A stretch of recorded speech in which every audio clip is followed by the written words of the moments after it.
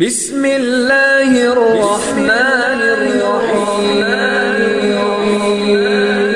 حضور کے بعد اگر کسی نے دعویٰ کیا نبوت کا تو وہ کذاب، دجال، جھوٹا، کافر، اور جس کسی نے بھی اس کی تصدیق کی، اس کو باندھ لیا، وہ بھی دائرہ اسلام سے خارج، مرتد۔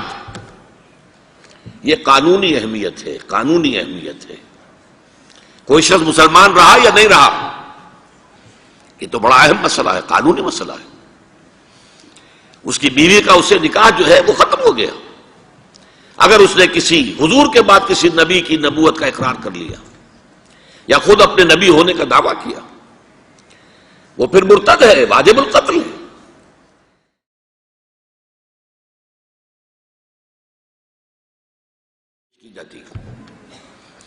سورہ احزاب کی آیت، ما کان محمد ابا احد من رجالکم ولکن رسول اللہ وخاتم النبیین۔ محمد صلی اللہ علیہ وسلم اے مسلمانوں تم میں سے کسی مرد کے باپ نہیں ہیں۔ زید ابن حارثہ کو اگر حضور نے منہ بولا بیٹا بنا لیا تھا تو منہ بولا بیٹا کوئی حقیقت نہیں رکھتا، ورنہ آپ کسی مرد کے والد نہیں ہیں۔ آپ کو اللہ نے بیٹے دیے بھی ابتدا میں، وہ فوراً فوت ہو گئے۔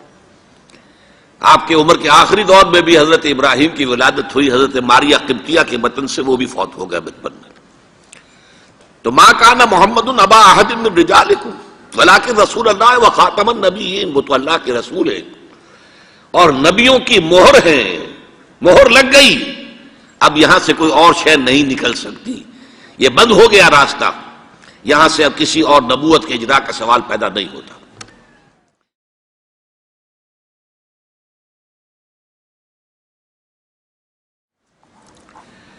دیکھیے، ایک جامع ترمذی میں روایت ہے حضرت ثوبان سے رضی اللہ تعالی عنہ، حضور نے فرمایا انہ سیکون فی امتی ثلاثون کذابون کلہم یزعم انہ نبی وانا خاتم النبیین لا نبی بعدی۔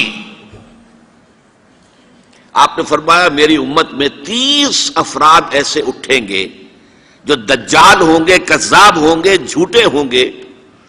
ان میں سے ہر شخص جو ہے یہ گمان کرتا ہوگا اپنے بارے میں کہ وہ نبی ہے، حالانکہ میں خاتم النبیین ہوں، اور خاتم النبیین کے معنی کیا؟ لا نبی بعدی، اب میرے بعد کوئی نبی نہیں ہوگا۔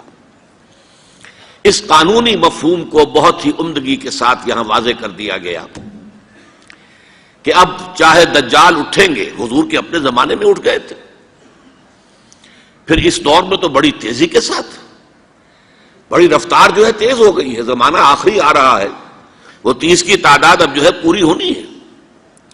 بہاءاللہ ایران میں اٹھا، غلام احمد قادیانی ہندوستان میں اٹھا، ابھی آپ کے ہاں ایک یوسف صاحب تھے، ان کو ویسے ہی ایک شخص نے گولی مار دی ہے سائیوال جیل میں، ورنہ وہ بھی کہتے تھے میں محمد ہوں صلی اللہ علیہ وسلم، معاذ اللہ ثم معاذ اللہ ثم معاذ اللہ۔ پچھلے دنوں خبر آئی تھی کہ ملتان میں کسی نے نبوت کا دعویٰ کر دیا ہے، وہ گرفتار کیا گیا، اس پر مقدمہ چل رہا ہے۔ تو یہاں حضور نے فرما دیا کہ 30 ہوں گے ایسے افراد میری امت میں سے کہ جو دعویٰ کریں گے وہ جھوٹے ہوں گے، کذابون، اور جو دعویٰ کریں گے نبوت کا، حالانکہ میں خاتم النبیین ہوں اور میرے بعد کوئی نبی نہیں۔ دوسری حدیث ہے، یہ حضرت ابو ہریرہ سے ہے رضی اللہ تعالیٰ عنہ، اور یہ سنن ابی داؤد میں ہے۔ لا تقوم الساعۃ، حضور نے فرمایا قیامت قائم نہیں ہوگی حتی یخرج 30 دجالون، جب تک کہ 30 دجال ظاہر نہ ہو جائیں، کلہم یزعم انہ رسول اللہ، جن میں سے ہر شخص یہ کہے گا اور سمجھے گا کہ میں اللہ کا رسول ہوں۔ یہ دو حدیثیں ہیں لا نبی بعدی کے مفہوم کے اندر، قانونی مفہوم، جو ختم نبوت کا یہ مفہوم ہے کہ آپ کے بعد کوئی نبی نہیں۔ دوسری حدیث سنیے، اس میں تکمیل نبوت کا تصور آ رہا ہے، بڑی پیاری حدیث ہے، حضرت ابو ہریرہ رضی اللہ تعالیٰ عنہ سے مروی ہے، اور اس حدیث کی سند بہت قوی ہے، متفقون علیہ، بخاری اور مسلم دونوں میں۔ حضور فرماتے مثلی و مثل الانبیاء، میری اور سابقہ انبیاء کی مثال ایسے ہے کہ مثل قصر، ایک ایسا محل کسی ہے، احسن بنیانہ، اس کی تعمیر بہت عمدہ کی گئی، بہت شاندار قصر تعمیر کیا گیا۔ وَتَرَكَ مِنْهُ مَوْضِعَ لَبْنَةٍ، لیکن ایک اینٹ کی جگہ چھوڑ دی گئی، ایک جگہ پر رکھنا چھوڑ دیا گیا، وہ کمی ایک تھی کہ جو اس کے اندر باقی تھی۔ فَطَافَ بِهِ النَّظَارُ يَتَعَجَّبُونَ مِنْ حُسْنِ بُنْيَانِهِ، تو اس محل اور قصر کا طواف کرتے تھے لوگ، ارد گرد گھومتے تھے اور بہت تعجب کرتے تھے، کتنی شاندار عمارت ہے، کتنی عظیم عمارت ہے، کیسا عالیشان محل تعمیر کیا گیا ہے۔ إِلَّا مَوْضِعَ تِلْكَ اللَّبْنَةِ، سوائے اس ایک اینٹ کی کمی کے جو انہیں عجیب محسوس ہوتی تھی کہ یہ ایک اینٹ کی کمی کیوں رکھ دی گئی۔ اب حضور فرماتے فَكُنْتُ أَنَا، وہ اینٹ میں ہوں، سَدَدْتُ مَوْضِعَ اللَّبْنَةِ، میں نے اس اینٹ کے رکھنے کو پورا کر دیا ہے۔ ختم بِهِ البنیان، میرے ذریعے سے قصر رسالت کی تکمیل ہو گئی ہے۔ وختم بِهِ الرسل، اور میرے ذریعے سے مجھ پر رسالت کا اختتام ہو گیا۔ اب یہاں محل اور محل میں ایک کمی اور اس کمی کا آپ کے ذریعے سے پورا ہو جانا، یہ ہے تکمیل نبوت و رسالت کا معاملہ۔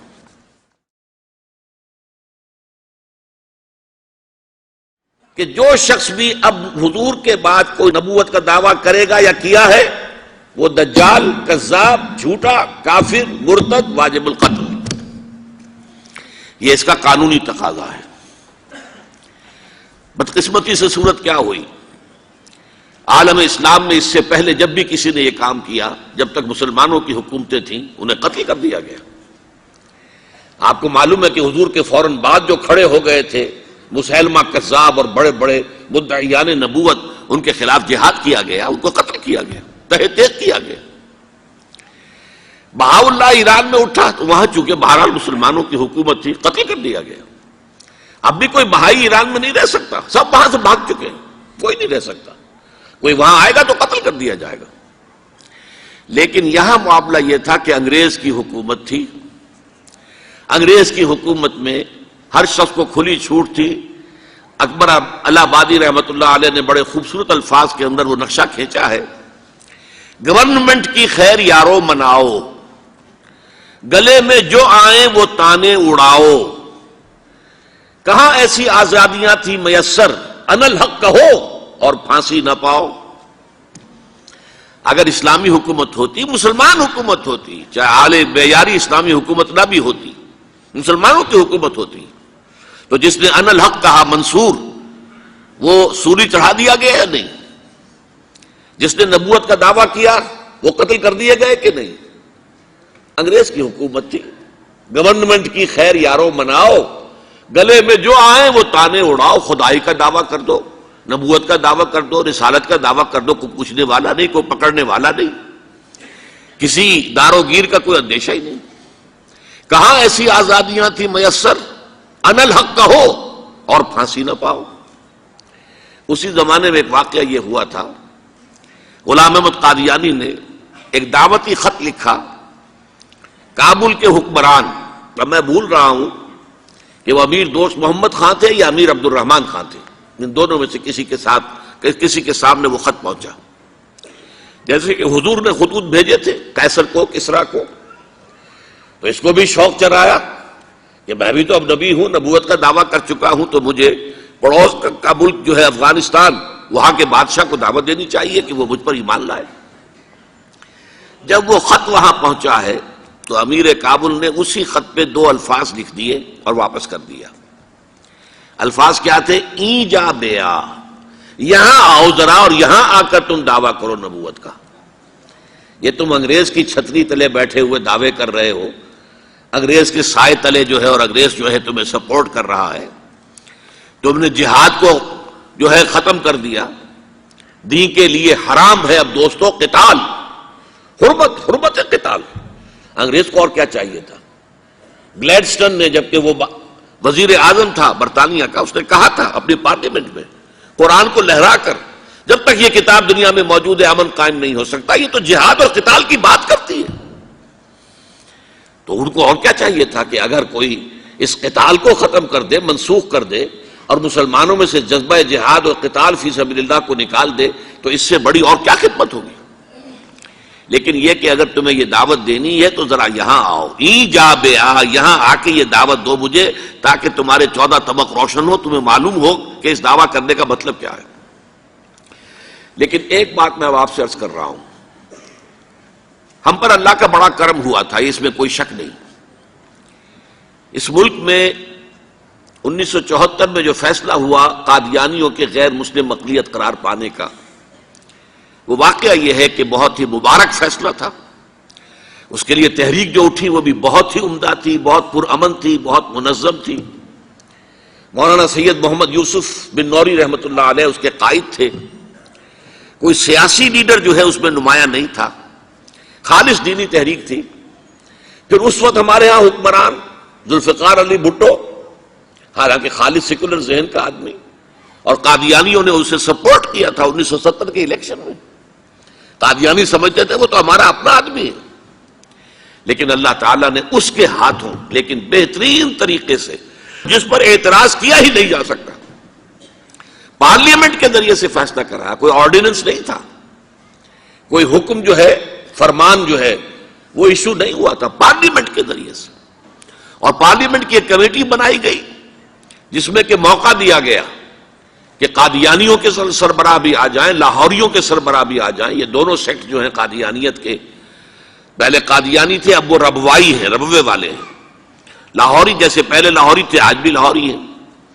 ان دونوں کے سرکردہ لوگوں نے آ کر وہاں پر اس کمیٹی کے سامنے پیش ہو کر بیانات دیے اور کہا، کھل کر کہا۔ ناصر احمد اس وقت جو ہے خلیفہ تھا ان کا، مرزا طاہر احمد کا غالباً بڑا بھائی مرزا ناصر احمد۔ انہوں نے کہا ہم نبی مانتے ہیں، غلام احمد قادیانی کو ہم نبی مانتے ہیں، ڈنکے کی چوٹ کہا۔ لہذا اس کے بعد پارلیمنٹ نے فیصلہ کیا یہ غیر مسلم ہے، اور صحیح فیصلہ کیا۔ لیکن یہ فیصلہ ادھورا ہے، یہ بات آج میں پہلی مرتبہ کہہ رہا ہوں، اسے نوٹ کر لیجئے۔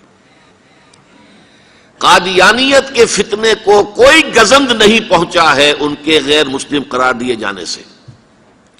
وہ فتنہ جوں کا توں پنپ رہا ہے، جوں کا توں پھیل رہا ہے، جوں کا توں وہ اپنے سرطان کی جڑیں پھیلا رہا ہے ہمارے معاشرے میں۔ اور ویسے یہ کہ عالمی سطح پر انہیں بڑی سرپرستی حاصل ہو گئی ہے، پوری دنیا جو ہے، مغربی دنیا، وہ ان کی سرپرستی کر رہی ہے۔ لیکن یہ کہ اندرون ملک بھی اس فتنے کا قلع قبا اگر ہو سکتا تھا تو صرف اس وقت جبکہ اس فیصلے کا جو قانونی اور منطقی تقاضا ہے وہ بھی پورا کیا جاتا، اور وہ یہ کہ مرتد کو قتل کی سزا دی جاتی ہے۔ اسلام میں مرتد کی سزا قتل ہے۔ وہی میں نے آپ سے عرض کیا، حضرت ابوبکر صدیق کے زمانے میں کیوں قتال کیا گیا، اور جتنے بھی لوگوں نے نبوت کے دعوے کیے انہیں کیوں قتل کیا گیا ہمیشہ اسلام کی تاریخ میں۔ لہذا مرتدین کی سزا، سزائے قتل جب تک نافذ نہیں ہوگی، اس فتنے کو کوئی گزند نہیں پہنچے گا۔ بلکہ وہ تو اپنے آپ کو مظلوم سمجھتے ہیں، مظلوم کی حیثیت سے پیش کرتے ہیں۔ اور ظاہر بات ہے کہ وہ سارے شاعر، چاہے آپ آرڈیننس نافذ کر لیں، لیکن ان کے جمعے کی نماز ہوتی ہے۔ یہ ٹھیک ہے کہ وہ مسجد کی شکل نہیں بنا سکتے، ماڈل ٹاؤن میں ایک بڑی کوٹھی کے اندر ان کا جمعہ ہوتا ہے، ان کی عیدیں علیحدہ ہوتی ہیں۔ وہ سارے شاعر اسلامی کو استعمال کر رہے ہیں، اور الٹا مظلومیت جو ہے اس کا لبادہ اوڑھ لیا ہے۔ جیسے دنیا میں یہودیوں نے ہولوکوسٹ کی مظلومیت کا لبادہ اپنے اوپر اوڑھا ہوا ہے۔ ہم جو چاہے ظلم کر لیں نوع انسانی پر، ہمیں کوئی گزند نہیں پہنچا سکتا، اس لیے کہ ہم نے اتنا بڑا ظلم سہا تھا، ہولوکوسٹ، ہمارے 60 لاکھ آدمی جرمنوں نے ختم کر دیے تھے، تو ہم اگر 8-10 لاکھ مار دیں فلسطینی یا کوئی اور عرب یا اور مسلمان تو کون سی بڑی بات ہے۔ اسی طرح قادیانیوں نے مظلومیت کا لبادہ اوڑھا ہوا ہے، اور ان کو کوئی گزند نہیں پہنچا ہے جب تک کہ قتل مرتد کی سزا یہاں نافذ نہیں کی جائے گی۔ اس میں یہ ہونا چاہیے تھا کہ جس روز میں یہ فیصلہ ہوا، ڈکلیئر ہو جاتا ساتھ ہی، اب تک کے جو قادیانی ہیں آج کے اس تاریخ سے فیصلے سے پہلے وہ تو اقلیت قرار پائیں گے، انہیں قتل نہیں کیا جائے گا۔ لیکن اس فیصلے کے نفاذ کے بعد جو شخص بھی قادیانیت اختیار کرے گا، اس پر قتل مرتد کی سزا، اس کی حد جاری کی جائے گی۔